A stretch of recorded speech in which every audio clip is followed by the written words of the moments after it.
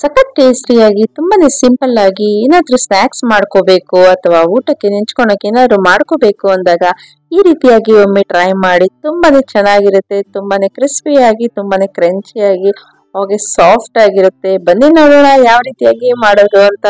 ಎಲ್ಲೂ ಸಹ ವಿಡಿಯೋನ ಸ್ಕಿಪ್ ಮಾಡಕ್ ಹೋಗ್ಬೇಡಿ. ಮೊದಲಿಗೆ ನಾನು ಒಂದು ಬೌಲ್ ನಲ್ಲಿ ಒಂದು ಅರ್ಧ ಸ್ಪೂನ್ ಅಷ್ಟು ಅರಿಶಿನ ಹಾಗೂ 1 ಸ್ಪೂನ್ ಅಷ್ಟು ಉಪ್ಪನ್ನ ಹಾಕೊಂತಾ ಇದ್ದೀನಿ.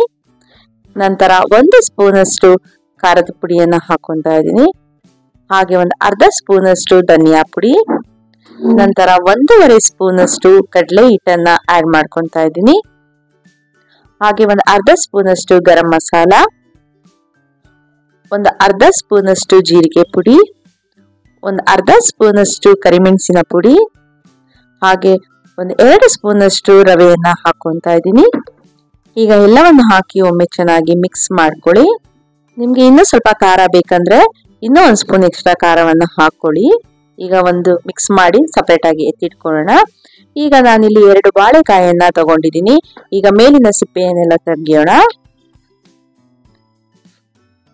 ಇದು ತುಂಬಾನೇ ಫೈಬರ್ ಕಂಟೆಂಟ್ ಇರುತ್ತೆ ಮತ್ತೆ ಹೆಲ್ತ್ಗೂ ಸಹ ತುಂಬಾನೇ ಒಳ್ಳೇದಂತಾನೆ ಹೇಳ್ಬಹುದು. ಈಗ ಎರಡನ್ನೂ ಸಹ ಮೇಲಿನ ಸಿಪ್ಪೆಯನ್ನ ತಗೊಂಡು ಈ ರೀತಿ ಗ್ರೇಟರ್ ಮುಖಾಂತರ ನಾನು ಪೀಸಸ್ ಮಾಡ್ಕೊಂತಾ ಇದ್ದೀನಿ. ಇಲ್ಲ ಅಂದ್ರೆ ನೀವು ಸಣ್ಣದಾಗಿ ಈ ರೀತಿಯಾಗಿ ತೆಳ್ಳಗೆ ಒಂದು ಚಾಕುವಿನ ಸಹಾಯದಿಂದ ಸಹ ಕಟ್ ಮಾಡ್ಕೋಬಹುದು.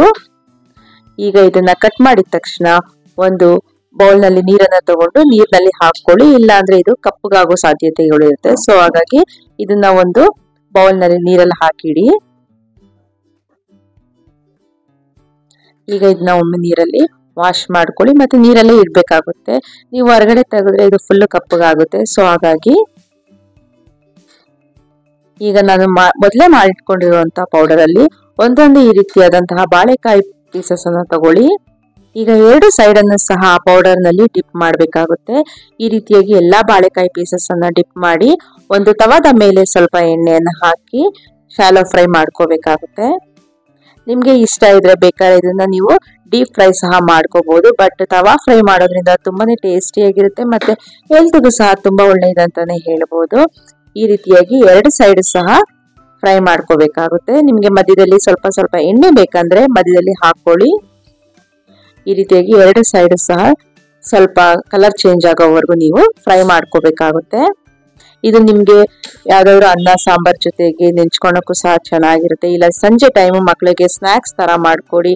ಇಲ್ಲ ಮನೆ ಮಂದಿ ಎಲ್ಲ ಈ ರೀತಿಯಾಗಿ ಸ್ನಾಕ್ಸ್ ಜೊತೆ ಮಾಡ್ಕೊಂಡು ತಿನ್ಬೋದು. ಬಹಳನೇ ಚೆನ್ನಾಗಿರುತ್ತೆ. ಈವ್ನಿಂಗ್ ಟೈಮ್ಗೆ ಒಳ್ಳೆ ಸ್ನಾಕ್ಸ್ ಅಂತಾನೆ ಹೇಳ್ಬೋದು. ನೋಡಿ ಈ ರೀತಿಯಾಗಿ 2 ಸೈಡ್ ಸಹ ಚೆನ್ನಾಗಿ ಫ್ರೈ ಆಗ್ಬೇಕು.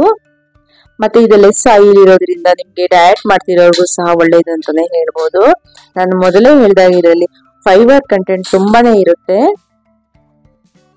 ಈಗ 2 ಸೈಡ್ ಸಹ ಕಂಪ್ಲೀಟ್ ಆಗಿ ಫ್ರೈ ಆಗಿದೆ. ಈಗ ಇದನ್ನ ಒಂದು ಪ್ಲೇಟ್ ಅಲ್ಲಿ ಎತ್ತಿಟ್ಕೊಂತಾ ಇದ್ದೀನಿ. ಇದೇ ರೀತಿಯಾಗಿ ಎಲ್ಲಾ ಬಾಳೆಕಾಯಿಗಳನ್ನು ಸಹ ನಾನು ಫ್ರೈ ಮಾಡ್ಕೊಂಡೆ. ಈಗ ನೋಡ್ತಾ ಇರಬಹುದು ಟೇಸ್ಟಿಯಾದಂತಹ ಪ್ಲಾಂಟೈನ್ ಫ್ರೈ ಅಥವಾ ಬನಾನಾ ಫ್ರೈ ರೆಡಿ ಆಗಿದೆ. ರಾ ಬನಾನಾ ಫ್ರೈ ಇದನ್ನ ಮೊದಲೇ ಹೇಳಿದಾಗೆ ಊಟದ ಜೊತೆ ನೆಂಚ್ಕೊಂತೀನಿ. ಇಲ್ಲ ಈವ್ನಿಂಗ್ ಟೈಮ್ ಅಲ್ಲಿ ಸ್ನಾಕ್ಸ್ ತರನಾದ್ರೂ ತಿನ್ಬಹುದು. ಈ ವಿಡಿಯೋ ಇಷ್ಟ ಆಗಿದೆ ಅಂತ ಅನ್ಕೊಂತೀನಿ. ನೀವು ಟ್ರೈ ಮಾಡಿ ಹೇಗ್ ಬಂತು ಅಂತ ತಿಳಿಸಿ. Thank you.